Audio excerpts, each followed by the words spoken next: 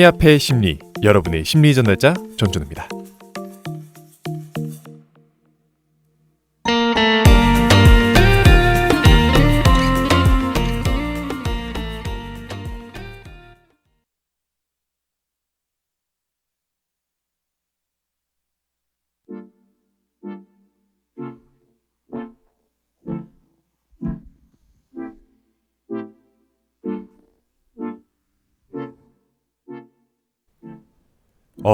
이제 패딩은 못 입겠어요. 오늘 바람은 부는데 조금 따숩지 않나요? 그래도 아침 저녁으로는 추우니까 여러분 따뜻하고 단단하게 입고 다니세요. 안 그러면 감기가 여러분을 괴롭힐 거예요. 안 그래도 이제 슬슬 과제도 많아지는데 아프기까지 하면 서럽잖아요. 그나저나 오늘 날씨 정말 왜 이럴까요? 분명히 맑은데 하늘은 좀 뿌연 게 미세먼지가 장난 아닌가봐요. 제작부장님이 먼지 알레르기가 있으셔서 하루 종일 재채기하느라 정신이 없으시더라고요. 옛날에는 코로나 때문에 마스크를 필수로 차고 다녔는데 마스크 규제가 좀 풀리기 시작하면서 이제는 마스크를 쓰고 돌아다니는 학우분들이 별로 없어진 것 같은데 기분 탓인가요? 여러분, 그래도 봄에는 꽃가루와 미세먼지가 심하니까 건강을 위해서 마스크는 꼭 쓰고 다니세요. 안 그러면 저희 제작부장님처럼 네네네 더 이상 까불면 안 되겠어요. 좀 살기를 좀 느꼈거든요. 그나저나 지금 제가 있는 녹음 부스가 좀 전에 비해서 많이 따뜻해진 것 같아요. 온기가 느껴진달까? 왜 그럴까요? 맞습니다. 저번 주 면접을 통해서 저희 방송국에 새로운 수습구원들이 들어왔어요. 저 때는 이라고 하니까 좀 젊은 꼰대 같지만 라떼는 말이야. 사실 제가 수습구원이었을 때 방송국 면접과 입국식이 그렇게 무서웠는데 선배님들 앞에서 자기소개하고 정말 다시 생각하기도 싫어요. 진짜. 심지어 저는 입국식을 하는 날 코로나에 걸려서 따로 혼자서 했거든요. 진짜 얼마나 무서웠는지. 제작부장님은 아세요? 네, 아무튼 저의 TMI였고요. 새로운 수습국원분들이 들어온 만큼 여러분 앞으로의 KDBS에도 많은 관심과 사랑 부탁드립니다. 우리 수습국원들이 방송 공기를 잘 배우고 잘 익혀서 꼭 정국원이 되어서 같이 활동하면 좋겠네요. 그럼 본격적으로 방송 시작하기 전에 노래 BGM 좀 바꾸고 돌아올게요. 물론 이번 주 주제와 관련된 노래도 한 곡 듣고 오시겠습니다.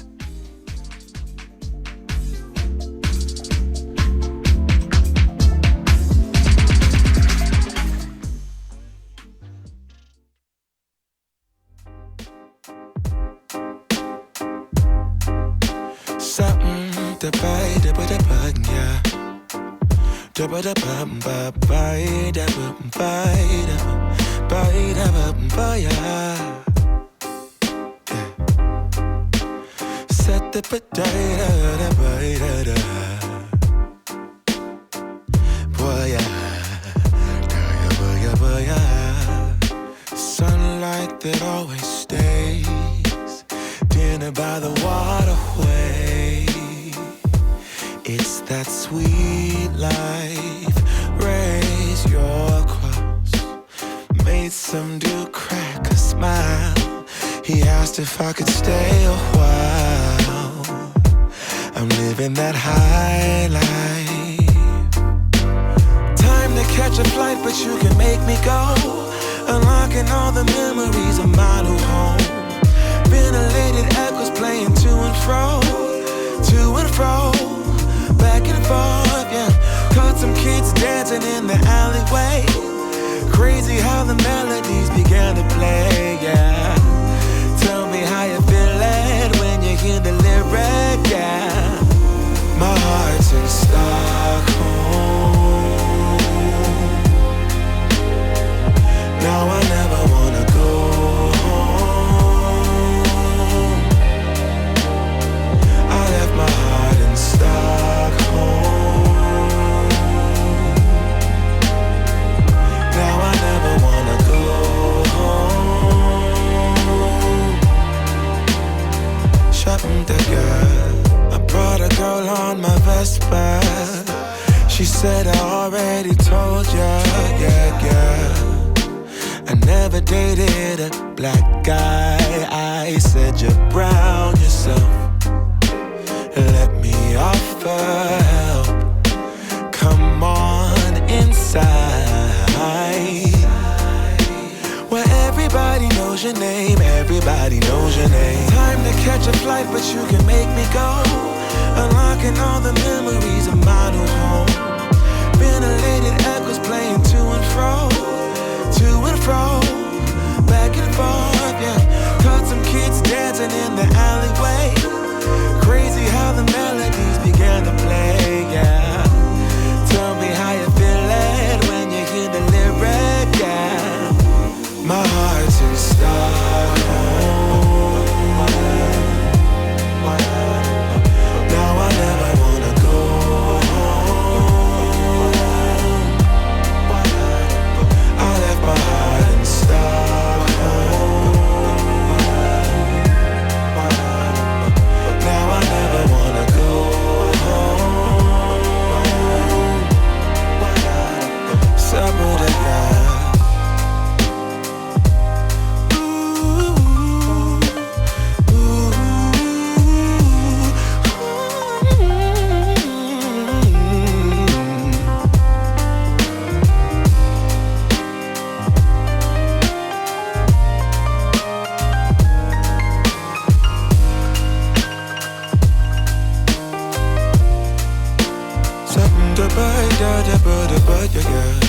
Sunlight that always stays in and by the waterway.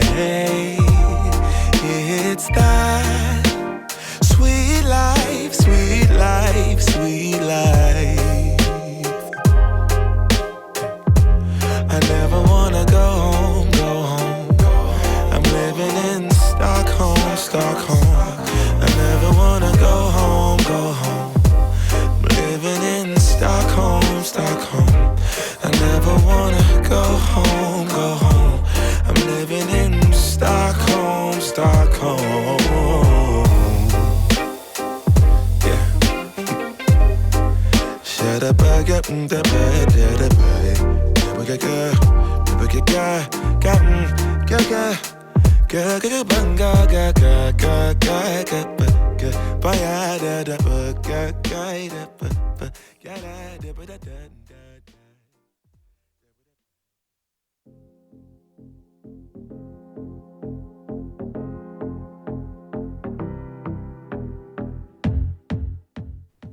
네, 레벨데이조비의 스톡홀름 듣고 왔습니다. 노래가 아주 강렬하죠? 이번 주 심리학의 주제를 찾으면서 관련된 노래를 찾다 보니까 이런 노래가 나오더라고요.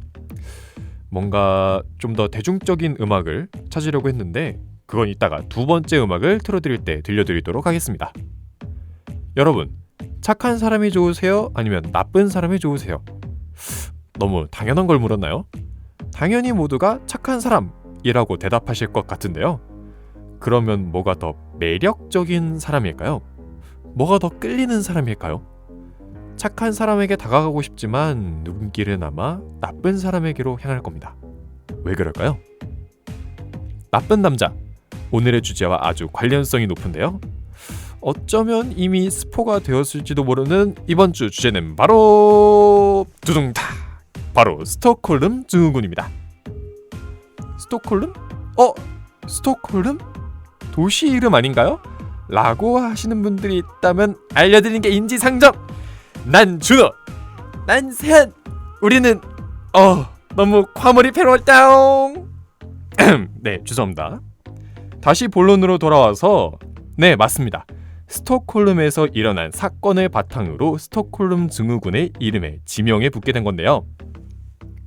1973년 8월 23일 스톡홀름 노르말름 스토리의 크레디트 반켄 은행을 절도범들이 점거하게 되면서 은행 직원들을 인질로 잡게 되었습니다.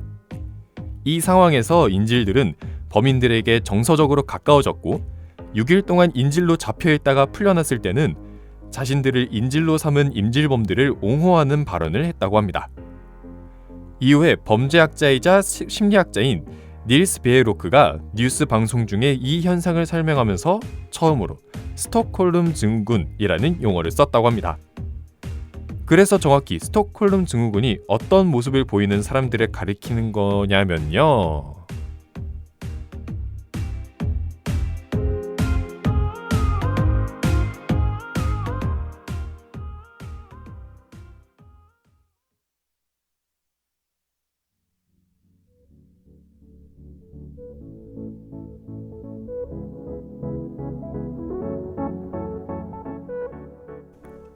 네, 분위기를 좀 바꿔봤습니다.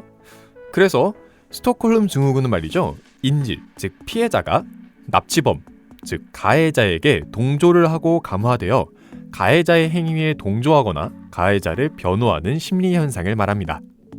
즉, 가해자에 대해서 긍정적인 감정을 느낀다고 볼 수 있겠죠? 분명히 피해자를 위협하는 가해자인데 왜 피해자들은 가해자에게 동조되어서 행동을 하게 될까요? 사람이 극한 상황에 처하게 되면 극도로 심한 스트레스와 두려움에 떨게 되는데요. 이때 자신을 해치지 않고 호의를 베푸는 가해자로부터 친절과 온정을 느끼게 되어서 이러한 현상이 벌어질 수 있다고 하는데요. 이러한 현상은 자신의 생사여탈권을 쥔 상대에게 복종해 생명을 보존하기 위한 무의식적 행위로 설명되며 또는 스트레스 상황에서의 신체적 반응을 좋아할 때 느끼는 신체적 반응으로 뇌에서 잘못 처리해 상대에 대해서 호감을 느낀다고 설명할 수도 있답니다. 뭐 그렇다고 해서 납치가 된 모든 인질들이 인질범에게 동조를 하느냐? 그건 아닙니다. 이러한 스톡홀름 증후군에 해당하는 인원들은 소수라고 하니 여러분, 내가 스톡홀름 증후군인가? 라는 생각은 하실 필요 없습니다. 그럼 오늘의 주제인 스톡홀름 증후군에 대해서 저희 한번 실제 사건과 문학작품 그리고 드라마를 통해 알아볼까요?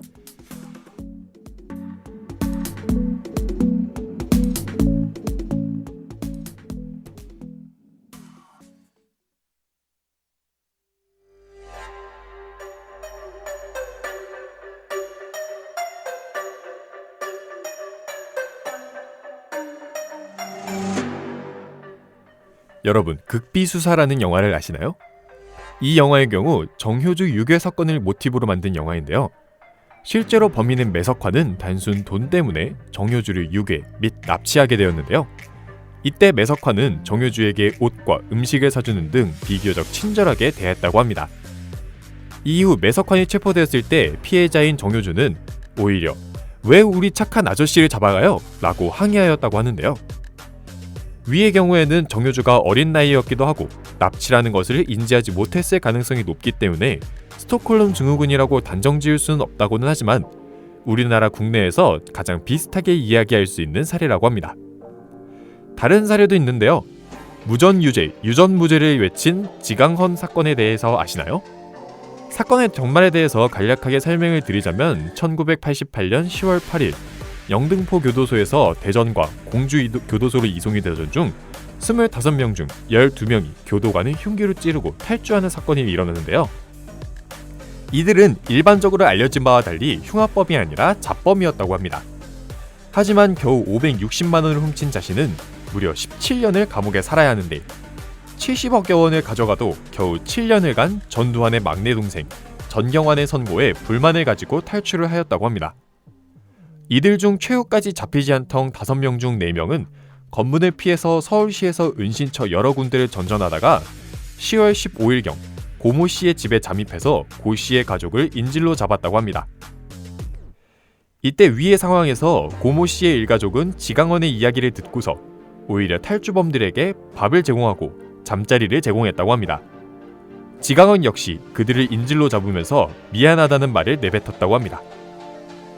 이 상황에서 고모 씨의 일가족에서는 저희가 지금 얘기했던 스톡홀름 증후군의 모습을 얼핏 엿볼 수 있습니다.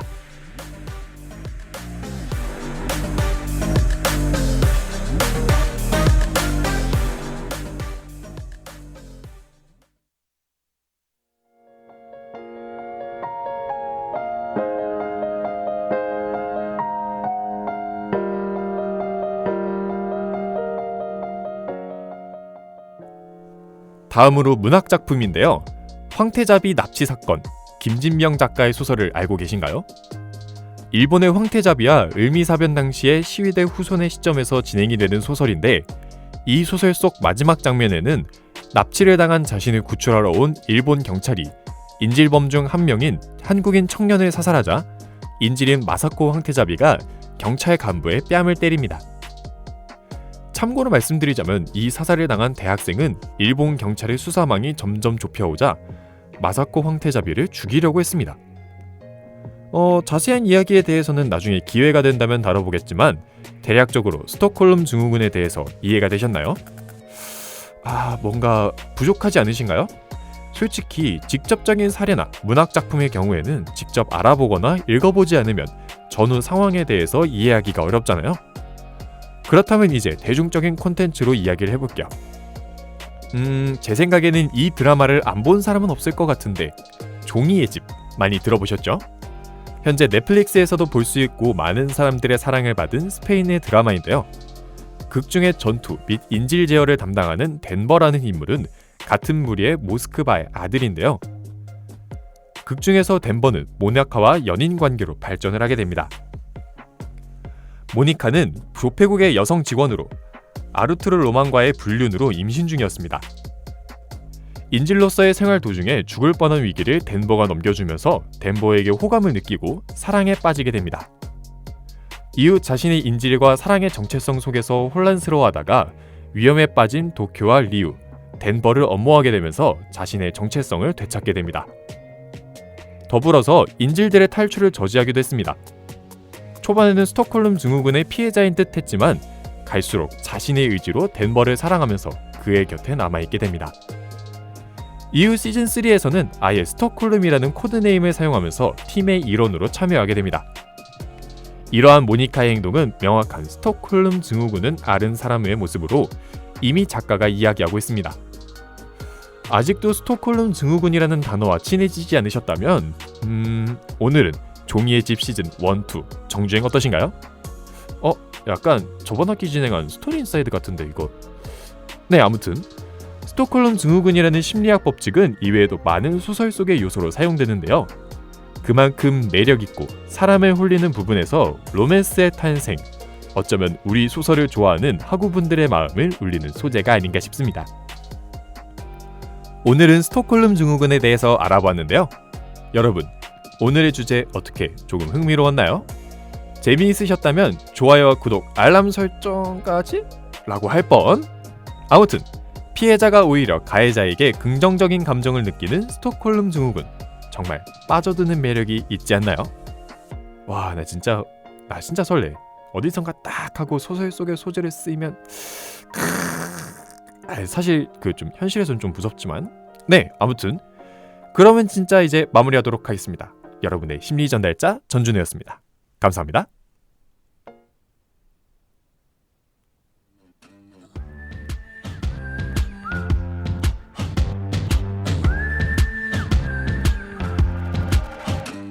I heard you got arrested in the street last night. Called me with a voice I didn't recognize. So you're numbing the pain, stuck in your ways. Since we were kids it was like this. But I will be there, I will be there for you. Hey child, hey child, we were born wild. Let your neon lights keep shining bright. Oh, hey child, hey child, we were born wild. Let your neon lights keep shining bright. Oh, oh.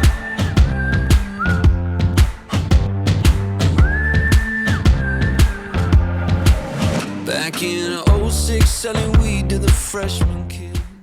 You were the